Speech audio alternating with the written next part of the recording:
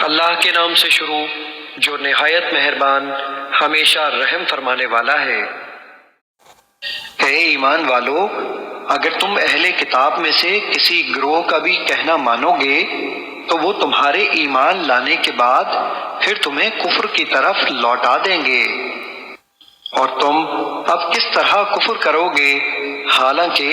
تم وہ خوش نصیب ہو کہ تم پر اللہ کی آیتیں تلاوت کی جاتی ہیں اور تم میں خود اللہ کے رسول موجود ہیں، اور جو شخص اللہ کے دامن کو مضبوط پکڑ لیتا ہے تو اسے ضرور سیدھی راہ کی طرف ہدایت کی جاتی ہے۔ اے ایمان والو، اللہ سے ڈرا کرو جیسے اس سے ڈرنے کا حق ہے،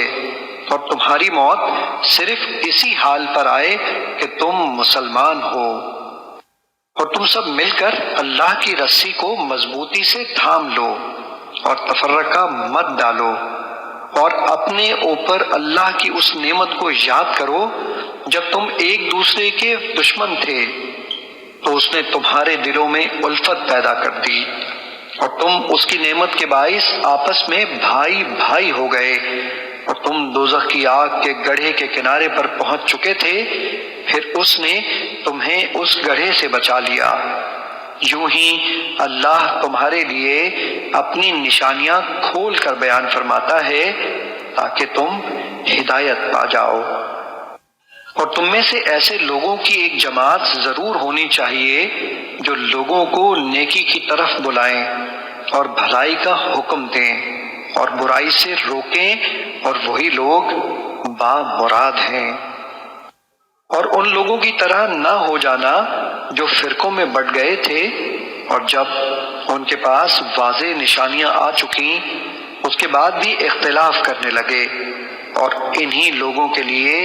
سخت عذاب ہے۔ جس دن کئی چہرے سفید ہوں گے اور کئی چہرے سیاہ ہوں گے، تو جن کے چہرے سیاہ ہو جائیں گے ان سے کہا جائے گا کہ تم نے ایمان لانے کے بعد کفر کیا؟ تو جو کفر تم کرتے رہے تھے